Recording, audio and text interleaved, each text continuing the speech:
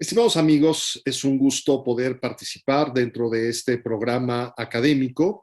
Soy Sergio Vela y con muchísimo gusto voy a compartir con ustedes una serie de reflexiones en torno a la ópera Moctezuma de Antonio Vivaldi, una ópera que tiene, por supuesto, una importancia musical y dramática notable por su propio contenido, por la autoría de un compositor tan relevante como Antonio Vivaldi, pero también por una serie de vicisitudes que se asocian con respecto a la recepción de esta ópera a lo largo de casi 3 siglos. Y por otra parte, creo que es también una buena ocasión el discurrir en torno al Moctezuma de Antonio Vivaldi para referirnos al fenómeno de Moctezuma, la conquista de México y Hernán Cortés en la historia del arte lírica, porque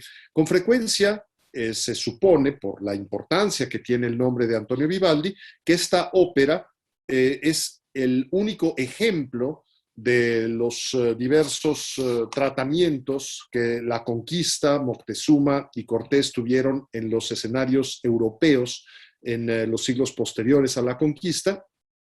Y sin embargo, debemos saber que hay un cúmulo de óperas en torno a Moctezuma. Hay algunos antecedentes y algunas coincidencias cronológicas que voy a mencionar también para después centrarnos directamente en el caso del Moctezuma vivaldiano, que sigue siendo una obra que debemos interpretar mediante la integración de fragmentos que no han llegado hasta nuestros días, o al menos no han sido hallados hasta nuestros días. Sobre esto voy a abundar con cierto detenimiento. Quiero comenzar por decir a ustedes que el descubrimiento de América ante los ojos de los occidentales, de los europeos, y la posterior conquista de México cambiaron radicalmente la perspectiva de los intelectuales y los artistas de Europa, y por primera ocasión podemos hablar de la integración de una auténtica historia universal. Contemporáneamente hemos aprendido a valorar la importancia intrínseca de las diversas culturas. Sin embargo, es importante subrayar que la cultura occidental fue la primera en intentar comprender todo el mundo, y los viajes de descubrimiento, los de circunnavegación, las distintas conquistas dan cuenta de ello, y al mismo tiempo fue la cultura occidental la primera en criticarse a sí misma.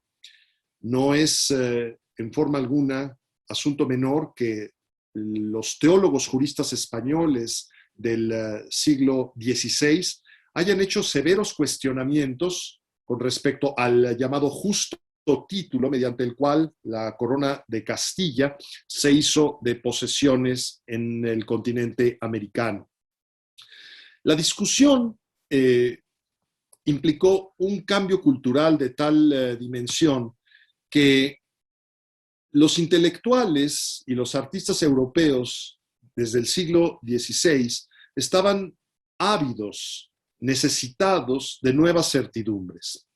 Todo aquello en lo que habían creído durante siglos resultaba trastocado con los viajes de descubrimiento, con la integración de un nuevo hemisferio a los ojos de Europa, y justamente el siglo XVI es el siglo de la reforma y la contrarreforma. Esto quiere decir, por supuesto, que la autoridad única de la Iglesia Católica fue severamente cuestionada y, consecuentemente, empezó una tensión interna. También ocurrió algo importantísimo. Los filósofos empezaron a buscar nuevas formas de certidumbre, dado que la fe en los textos religiosos había quedado resquebrajada. Y la nueva forma de certidumbre fue el racionalismo. la ciencia natural, la matemática, el derecho entendido como un derecho natural que puede ser captado, entendido perfectamente por la razón, van campeando en el transcurso de los siglos XVII y XVIII, y por supuesto, el XVIII es el llamado siglo de las luces. Es en ese siglo, y desde finales del XVII, donde encontramos a Antonio Vivaldi. Y previamente a Vivaldi hay importantísimos compositores de ópera. La ópera comenzó como producto tardío del Renacimiento a comienzos del siglo XVII.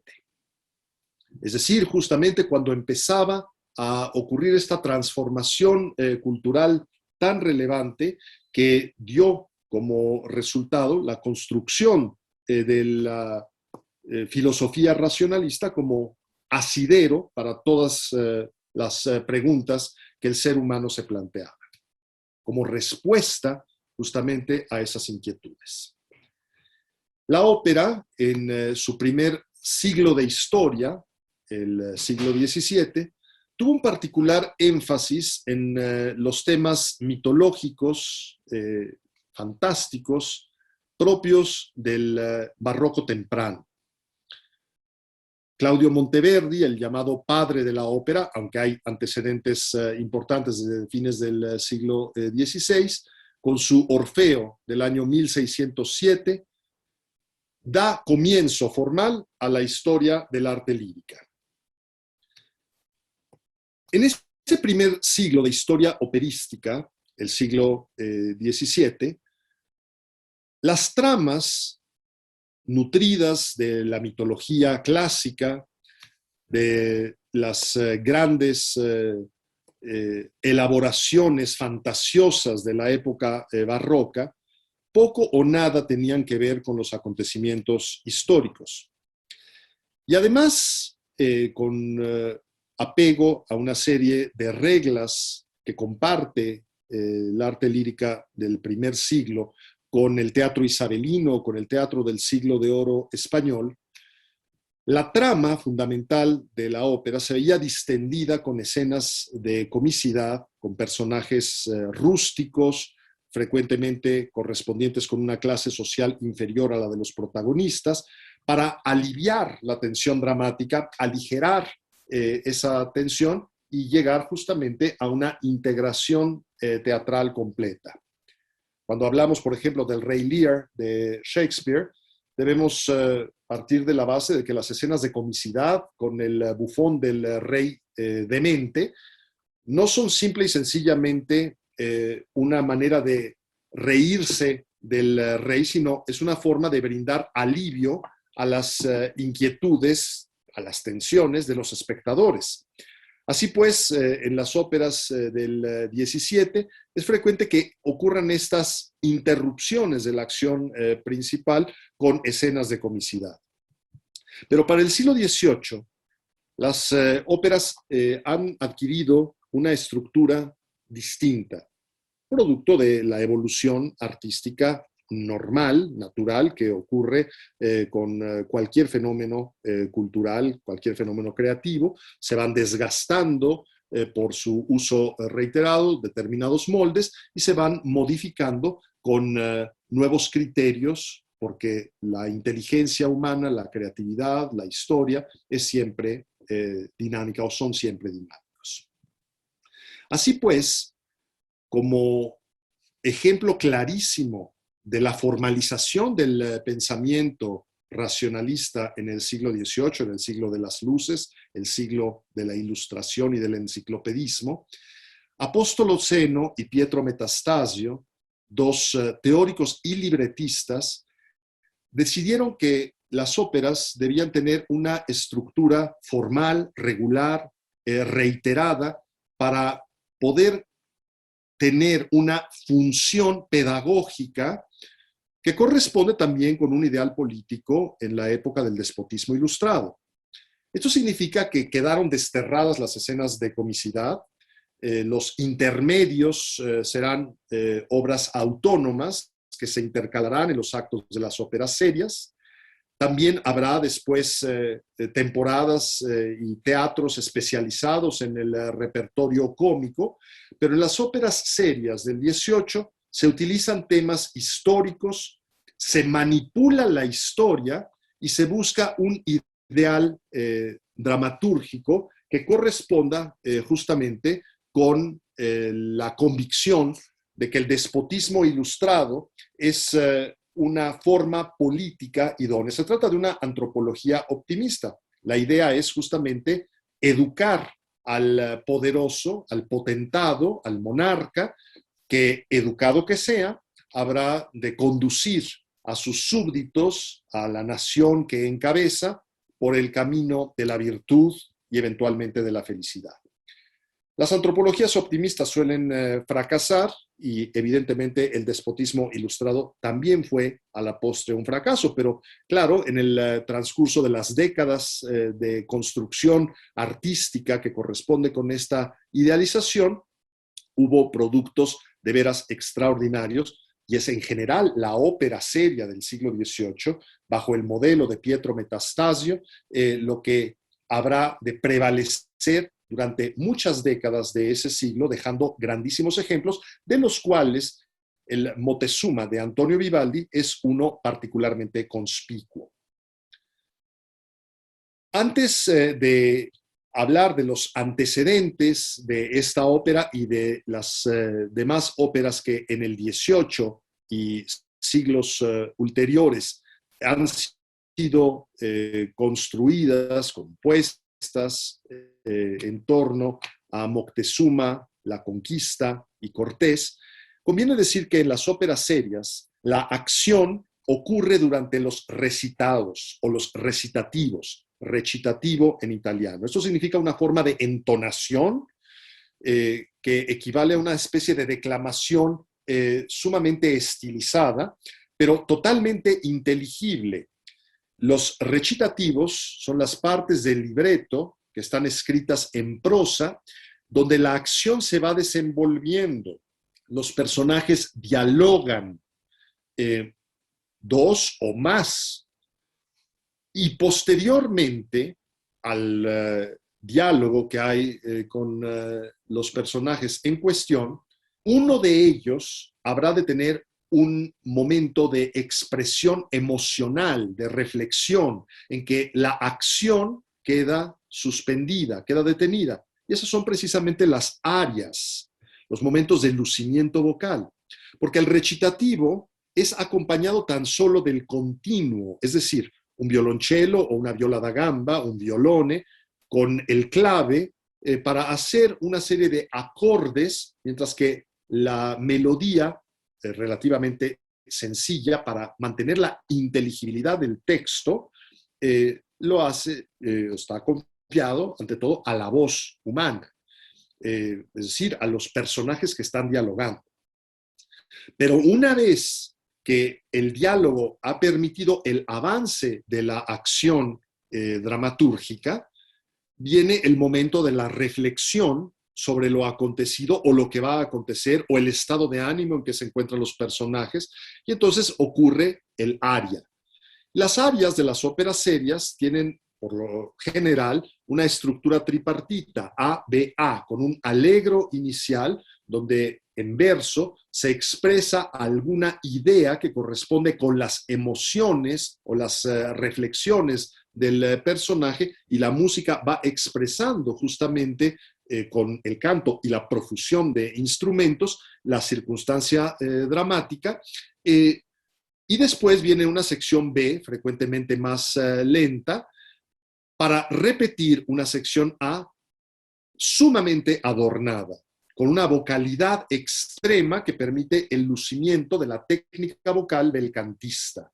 Una técnica que proviene del canto sacro y del canto profano desde finales del siglo XVI y que se va sofisticando cada vez más, de tal manera que se va construyendo también una especie de culto al intérprete. Esto lo menciono porque Moctezuma, de Antonio Vivaldi, es una ópera seria y corresponde justamente con este tipo de estructura histórica que corresponde también con una serie de ideales de interpretación de los hechos históricos a los que se refiere la trama. Reitero lo que mencioné previamente. En el siglo inicial de la historia de la ópera, las tramas suelen ser más bien fantasiosas, legendarias y mitológicas, mientras que las tramas de las óperas del siglo XVIII están basadas con enorme frecuencia en hechos históricos que los libretistas van modificando para que haya una moraleja, haya un propósito moralizante, edificador, para que los espectadores aprendan algo, no solamente haya una lección de los hechos históricos, sino también la virtud de los protagonistas y, en dado caso, el vicio de los antagonistas. Se trata, pues, de erigir una especie de sociedad ideal y las óperas del XVIII corresponden con ese ideal racionalista. Ahora bien, la conquista americana, la idea de que un mundo absolutamente inesperado ha aparecido ante los ojos de los europeos, tiene consecuencias enormes en las distintas artes.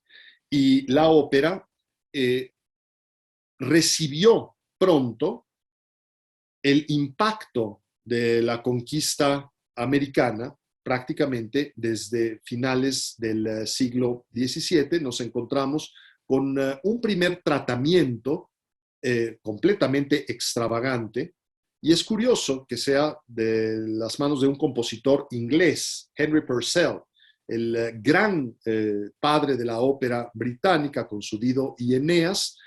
Hizo también una ópera que se llama The Indian Queen, o podríamos decir más justamente una semiópera, es decir, una ópera temprana británica en la que en realidad estamos frente a una obra de teatro con grandes pasajes cantados. No me voy a detener con demasiado detalle de The Indian Queen, la reina india, pero les diré a ustedes que hay un profundo desconocimiento de la geografía, o al menos hay un desinterés por la exactitud geográfica, porque supone la acción de la reina india de Henry Purcell que hay vecindad entre los aztecas y los incas y se encuentran justamente en guerra.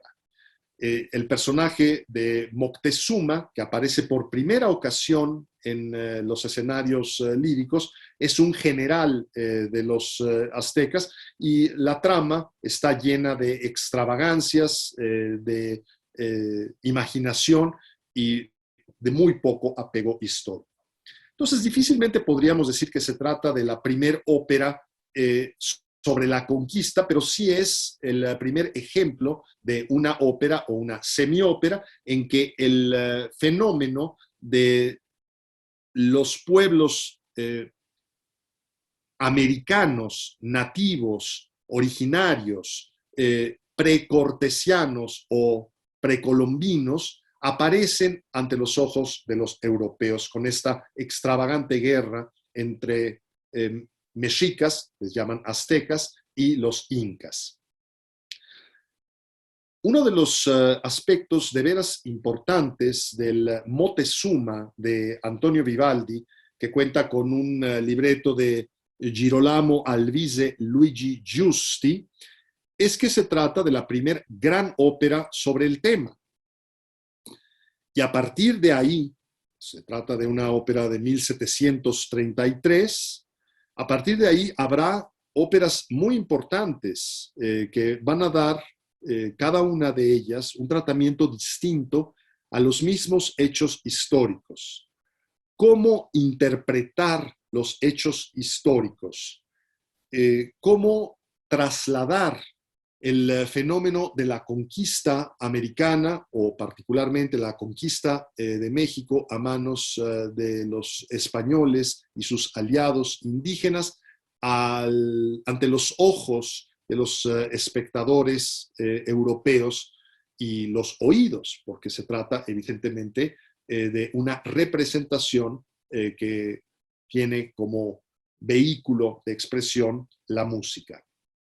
Y así, cada uno de los compositores y libretistas que abordan el tema irán aportando sus propias perspectivas, porque ninguno tiene un respeto historiográfico propio de un investigador de nuestro tiempo. No son productos académicos, no son tratados de historia, sino que son creaciones artísticas donde hay reinterpretación de los hechos.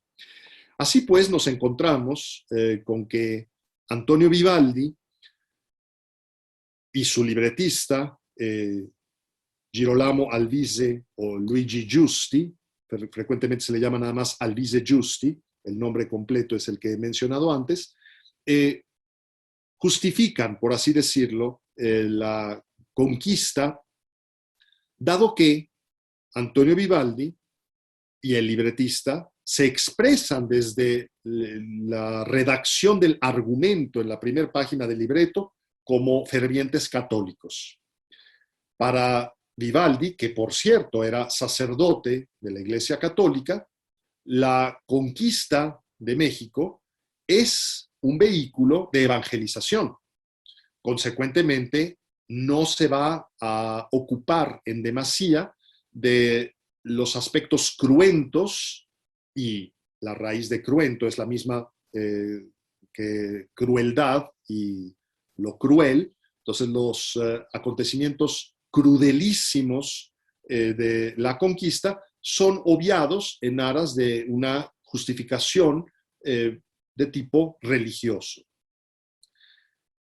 Habrá una ópera de gran importancia con posterioridad en que el libretista Vittorio Amedeo Cignasanti escribe un libreto para el compositor Gianfrancesco de Mayo, un compositor napolitano poco recordado en nuestros tiempos, pero admirado explícitamente por Wolfgang Amadeus Mozart, que estrenó en 1765 otro Moctezuma, donde la perspectiva es bastante más equilibrada. Hay claroscuros, hay elementos favorables y desfavorables en el desenvolvimiento de la trama.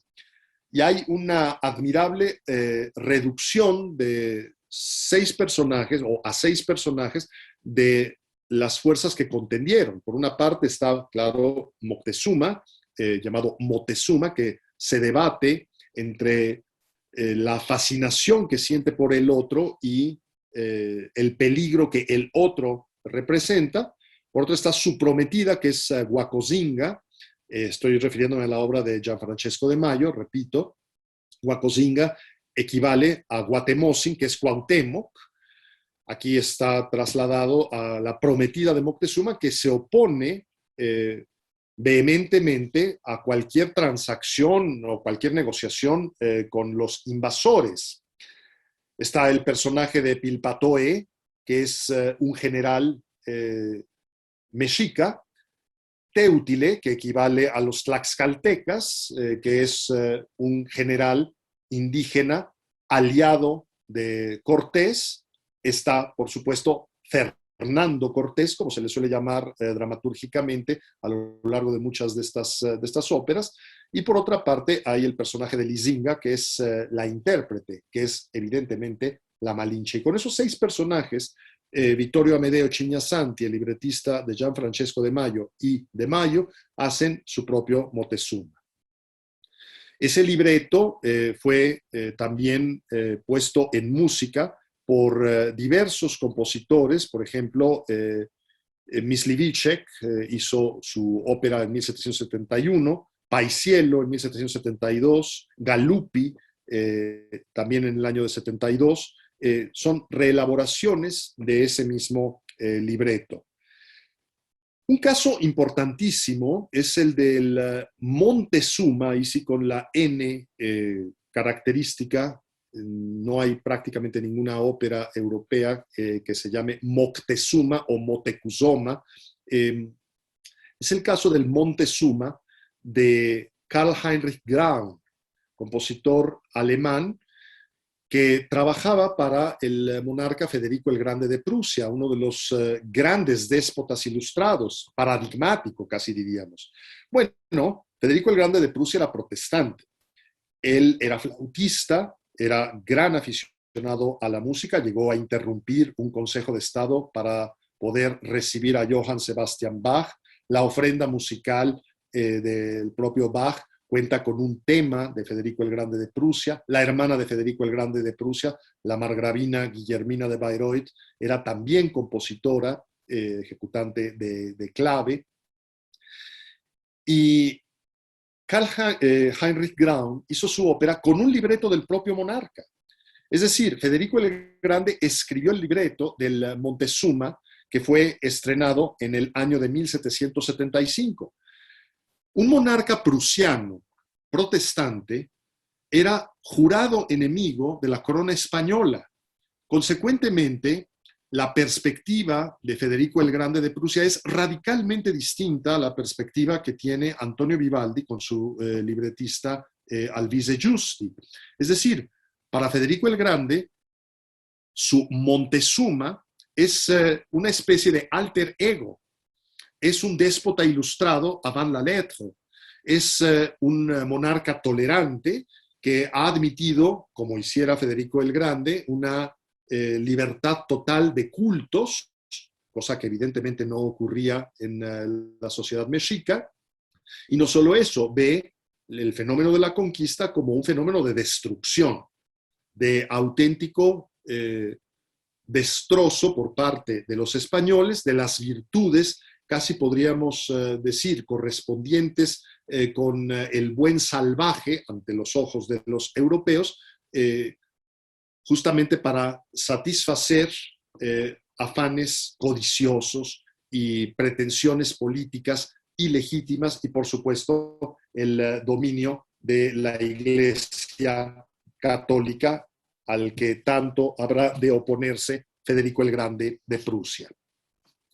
Sin embargo, estos tres ejemplos de grandes óperas sobre Moctezuma, la conquista y Cortés en el siglo XVIII no agotan la trama. Uno de los compositores más importantes de la Grande Opéra francesa será el italiano Gaspare Spontini, quien compuso el Fernand Cortés ou la conquête du Mexique para Napoleón Bonaparte. Y Napoleón utiliza el tema de la conquista de México como una suerte de pretexto para su propia invasión de España. Por otra parte, habrá de transcurrir mucho tiempo antes de que los libretistas utilicen fuentes históricas más equilibradas.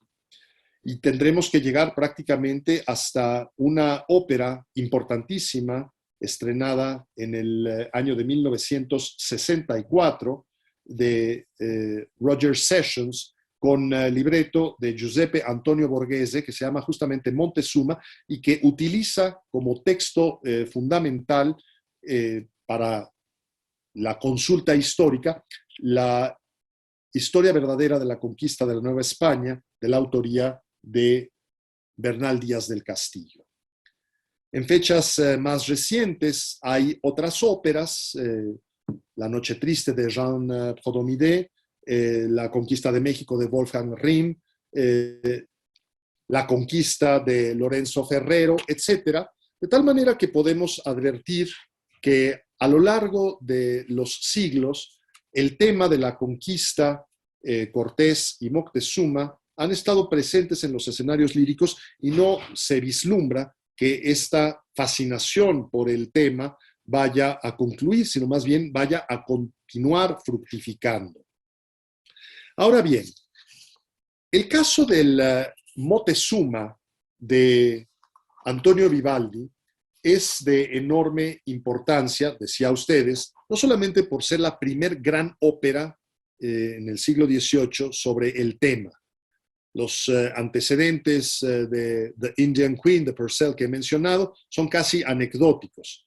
Y 2 años después del Moctezuma de Vivaldi, habrá la inclusión de del elemento del nuevo mundo en una obra singularísima de Jean-Philippe Rameau que se llama Las Indias Galantes, Les Indes Galantes. En esa obra hay 4 entradas, 4 actos. Una se refiere a los persas, otra se refiere a los incas de Perú. Habrá una última entrada con los indios pieles rojas de la zona norte de la Nueva España, o lo que hoy son los Estados Unidos. Y en fin, podemos darnos cuenta que en la escena, en el acto, la segunda entrada de los incas de Perú, Jean-Philippe Rameau utiliza justamente el culto a los dioses solares, las pirámides, el sacrificio humano, etcétera, como elementos dramatúrgicos. En todas las entradas lo que hay es un afán de encuentro de culturas. Y menciono esta como un dato adicional, porque si bien no es una ópera en la que participe el personaje de Moctezuma o el personaje de Cortés, ni tampoco se aluda directamente a la conquista de México, sí se alude a la presencia de los españoles en las grandes culturas precortesianas. Ahora bien, todo esto significa pues que el Moctezuma de Antonio Vivaldi tiene relevancia, como he dicho, no solamente por tratarse del primer gran texto y el primer gran producto compuesto sobre esta trama, sino también porque Vivaldi mismo es uno de los compositores del periodo barroco más relevantes, autor de muchísimas obras de tipo instrumental. Fue también un conspicuo autor de óperas. Decenas y decenas de óperas salieron de la imaginación de Antonio Vivaldi, de la creatividad de Vivaldi.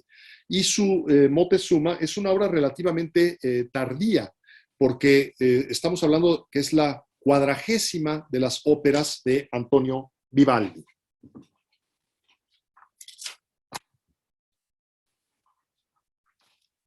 Perdón un momento.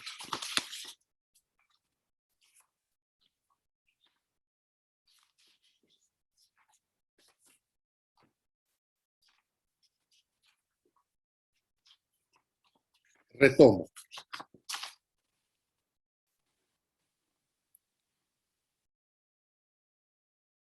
Esta 40ª ópera de Antonio Vivaldi fue estrenada, como decía ustedes, en el año de 1733 en el Teatro Sant'Angelo de Venecia. Y conviene hacer una pequeña, breve digresión en torno a Venecia y a este teatro. ¿Por qué? En primer lugar, porque la ópera halló en Venecia, desde la época de Claudio Monteverdi en el siglo XVII, su lugar de acogida definitiva. La ópera surgió conceptualmente con la Camerata Fiorentina, Florencia, bajo los auspicios del conde Bardi, pero en realidad la primer gran ópera, el Orfeo de Monteverdi, es una obra cortesana estrenada en la corte ducal de Mantua, como mencioné previamente, en el año de 1607. Después de que Claudio Monteverdi dejó de trabajar para la familia Gonzaga, para los duques de Mantua, marchó hacia Venecia, donde obtuvo el importantísimo cargo de músico de la Basílica de San Marcos. Era el maestro de música de la Basílica de San Marcos, una de las grandes catedrales de la cristiandad, y además Venecia tenía una rivalidad histórica con Roma. Mientras tanto, la ópera, con los auspicios del cardenal Rospigliosi, que después se convirtió en Clemente IX, había hallado también eco importantísimo en Roma, pero todavía no había teatros de ópera. Fue en Venecia donde se abrió el primer teatro de ópera, el Teatro San Cassiano, y cuando Claudio Monteverdi estaba ya viejo, presentó varias de sus óperas en diversos teatros, todos ellos en Venecia. el Teatro San Moisés, el Teatro San Casiano, que acabo de mencionar, el Teatro San Giovanni e San Paolo. Más adelante se construirá el teatro que con el correr del tiempo, resurgido de las cenizas tras un incendio, es conocido como La Fenice, que varias veces ha sido reconstruido y que se convirtió en una de las grandes catedrales líricas de todos los tiempos, sigue siendo un teatro relevantísimo. Y este teatro que he mencionado, el Teatro Sant'Angelo, era un teatro de proporciones y de ambiciones más modestas. No tenía todos los recursos de teatros más importantes de Venecia. Menciono esto para decir que Vivaldi, que era un compositor afincado en Venecia, trabajaba para distintos teatros venecianos, y no solamente venecianos, también habría de presentar óperas en Mantua, en Verona, en Florencia, etcétera. Nos encontramos, pues, decía, con que cuando trabajaba para el Teatro Sant'Angelo, cuando presentaba una ópera para un teatro de medios más modestos, había una cierta contención en las fuerzas artísticas que habrían de participar. Entonces, esto ocurre precisamente con el caso del Moctezuma o Moctezuma de Antonio Vivaldi. Nos encontramos con no muchos personajes, pero ciertamente representativos de los hechos históricos. Por una parte es el personaje protagónico, Moctezuma, emperador de México. Nos encontramos con la esposa de Moctezuma, que es Mitrena. Ellos tienen una hija que es Teutile. Fernando es el general de los ejércitos españoles, es evidentemente Hernán Cortés. Ramiro es su hermano menor y Asprano es un general mexicano. Podemos decir, ¿qué hace un hermano de Hernán Cortés en esta ópera? ¿Qué hace una hija de Moctezuma y qué hace una esposa de Moctezuma? Bueno, la hija es importantísima porque históricamente sí hay, por supuesto, todo este recuento del tratamiento que dio Cortés a Isabel de Moctezuma, tratándola, por supuesto, como una princesa con alta jerarquía. No solamente eso, fue una entrega que hizo Moctezuma como una muestra de magnanimidad y también de pacificación. Ahora bien, el personaje de Ramiro en la ópera jugará un papel muy importante porque la trama habrá de resolverse, como ocurre prácticamente con todas las óperas del siglo XVIII, con un final feliz, lo que se denomina el lieto fine.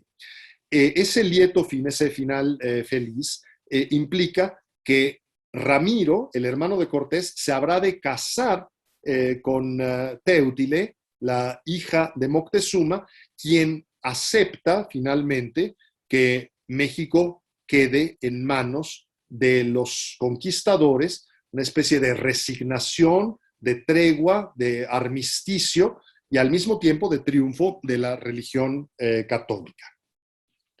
Durante muchísimo tiempo se supuso que el Moctezuma de Antonio Vivaldi estaba totalmente perdido.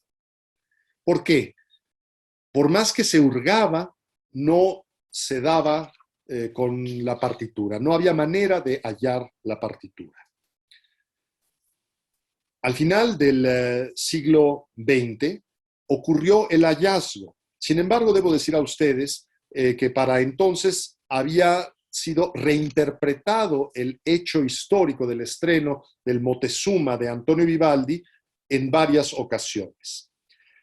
De manera notabilísima, la novela Concierto Barroco, una novela relativamente breve de Alejo Carpentier, publicada, por cierto, en México por primera ocasión en el año de 1974. Se trata, pues, de una recreación o una invención de Carpentier en que un criollo mexicano hace un viaje a Europa, deteniéndose previamente en La Habana, y conoce, estamos hablando de la primera parte del siglo XVIII, Antonio Vivaldi, y le cuenta en esta novela la historia de la conquista. Con lo cual, Antonio Vivaldi decide emprender una de sus óperas tardías, que es el Moctezuma de 1733.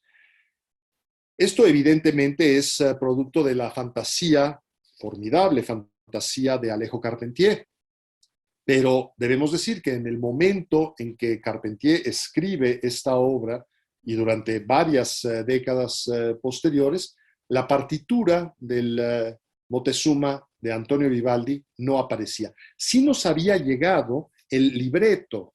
El libreto había sobrevivido, entonces había total certidumbre de que el Moctezuma de Vivaldi había existido.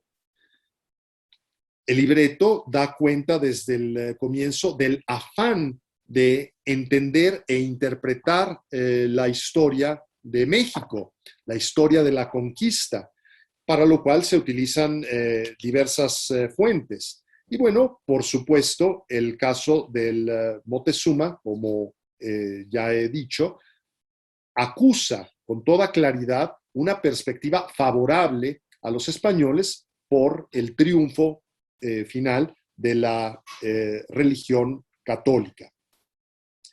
Ahora bien, la historia de la recuperación parcial de Moctezuma es interesantísima. Apareció en los archivos de la Academia de Canto de Berlín, la Singakademie, la mayoría de la partitura. Y esto ocurrió a finales del siglo XIX. Sin embargo, fue hasta, perdón, voy a repetir esto porque dije finales del siglo XIX y es un error. Apareció la partitura a finales del siglo XX en los archivos de la Singakademie de Berlín, la Academia de Canto de Berlín. Esos archivos habían sido incautados por los soviéticos cuando Berlín cayó y terminó para Europa la Segunda Guerra Mundial, con la destrucción del Tercer Reich. Esos archivos fueron trasladados a Ucrania y finalmente fueron devueltos a la Academia de Canto de Berlín, donde fue localizada la partitura durante tanto tiempo extraviada. El estreno o reestreno del Moctezuma de Antonio Vivaldi, sin embargo, no se pudo hacer sino hasta el momento en que se llegó a un acuerdo y la Academia de Canto de Berlín liberó los derechos que conservaba por haber mantenido la partitura. Fue una discusión jurídica un tanto abstrusa, pero finalmente la ópera pudo ser presentada de nuevo. Pero quiero aclarar esto con toda precisión.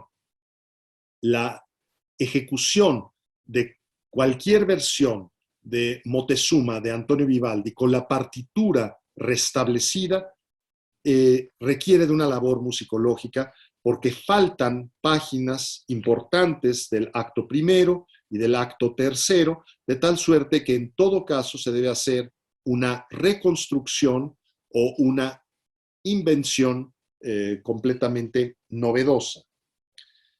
Antes de que apareciera el material musical que finalmente fue hallado, como mencioné, en los archivos de la Academia de Canto de Berlín, cuando los archivos fueron restituidos por la ya entonces extinta Unión Soviética a Alemania,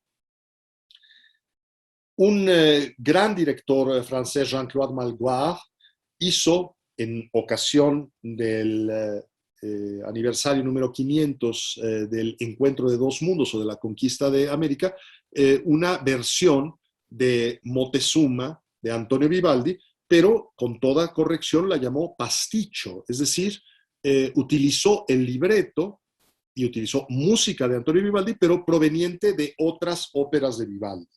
Los recitativos fueron compuestos de manera novedosa y utilizó música de otras óperas para cada una de las áreas que tuvieran una métrica que se pudiera ajustar y un carácter que fuera correspondiente a la situación dramatúrgica. Pero cuando se hizo la grabación profesional de esa versión del Moctezuma de Vivaldi, hecha por Jean-Claude Malgoire en 1992, con toda honestidad intelectual dijo Malgoire, este es un pasticho. No es la partitura original, porque no se contaba con la partitura original. Fue Federico Maria Sardelli, un estupendo director y musicólogo italiano, que finalmente llegó al acuerdo con la Academia de Canto de Berlín para poder hacer su propia versión, la primera versión del Moctezuma de Antonio Vivaldi, con la música de Vivaldi mayoritariamente incorporada. Evidentemente, los fragmentos que no habían llegado en esa partitura, pues tuvieron que ser reconstruidos o se utilizó, como hiciera Malgoire, aunque Malgoire lo hacía en todo caso, con material musical de otras óperas.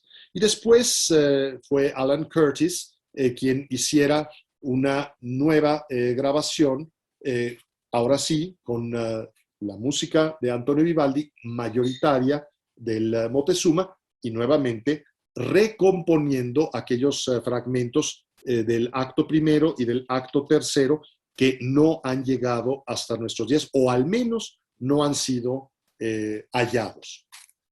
Con esto, ¿qué quiero decir a ustedes?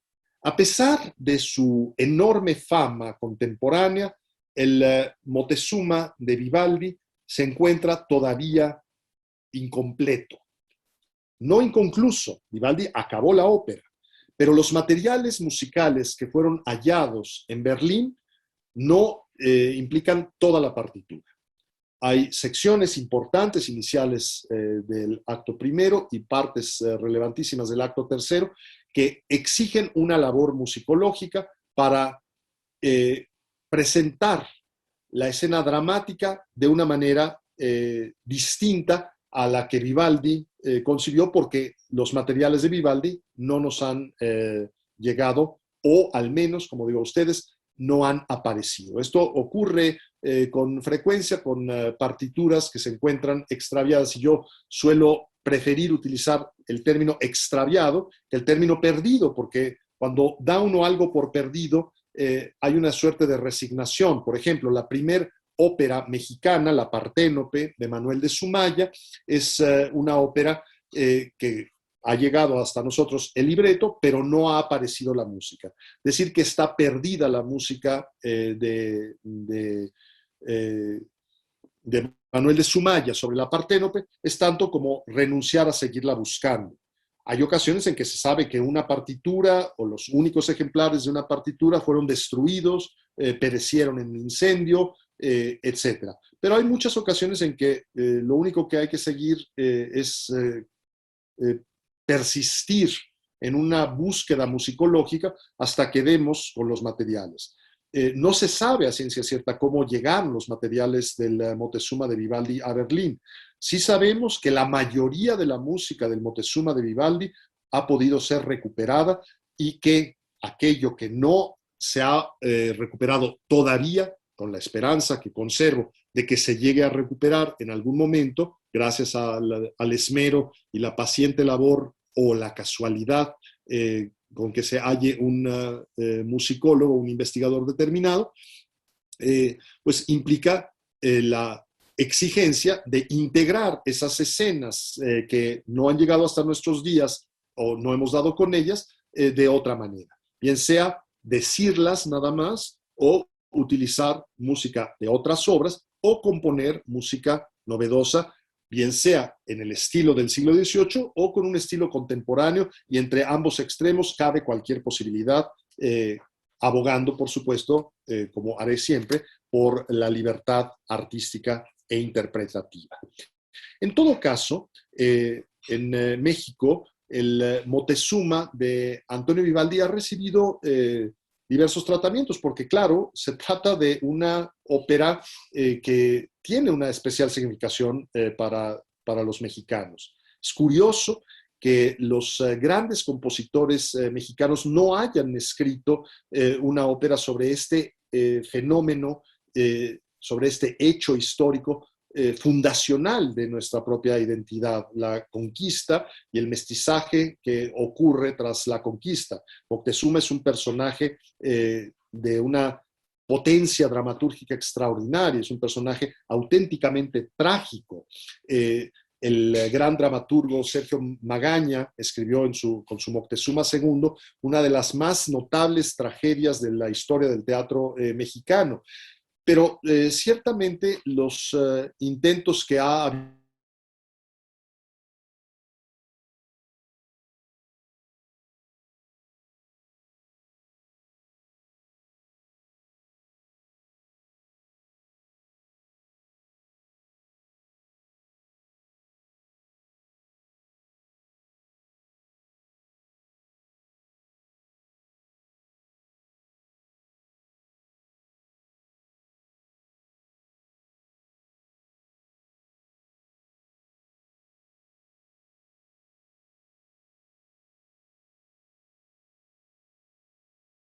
el hecho de que un compositor de la jerarquía de Antonio Vivaldi haya abordado el tema de Moctezuma, suscitó una gran atención por parte de intérpretes en México. Se llegó incluso al extremo de pretender eh, presentar el Moctezuma de Vivaldi con un libreto distinto, lo cual no es en forma alguna ilegítimo, pero no es correcto decir que es el Moctezuma de Vivaldi, porque Vivaldi escribió una música para un libreto determinado. Podemos decir, es una obra en que se ve ahora la visión de los vencidos con base en la música de Antonio Vivaldi, pero no es la ópera de Antonio Vivaldi, porque los compositores trabajan a partir de un libreto determinado y alterar el libreto implica, por supuesto, alterar la naturaleza dramática de esa ópera en cuestión.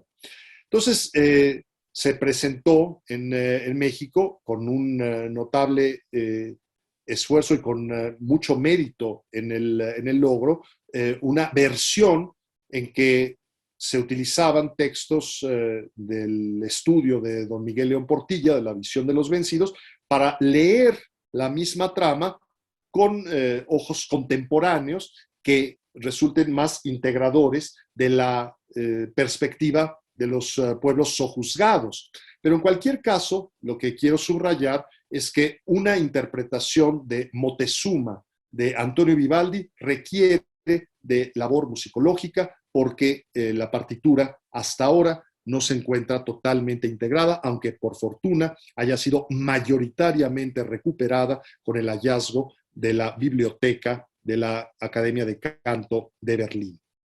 Con esto concluyo porque me parece que podemos dar paso a escuchar y ver algún fragmento de esta ópera y subrayo el que a lo largo de los siglos, desde finales del siglo XVII y hasta el siglo XXI, Cortés, la conquista y Moctezuma han sido temas apetecibles y temas que han dado para una enorme creatividad y una enorme elaboración.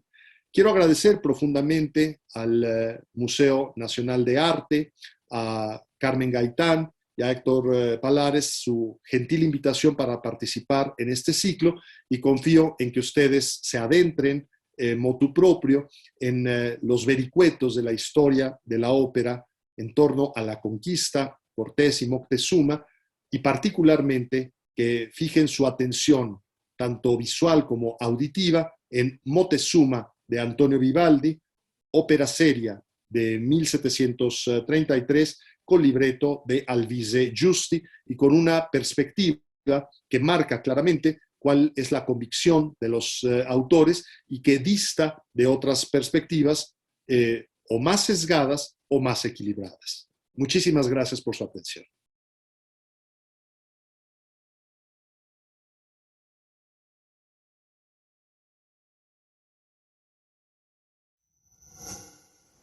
Gobierno de México.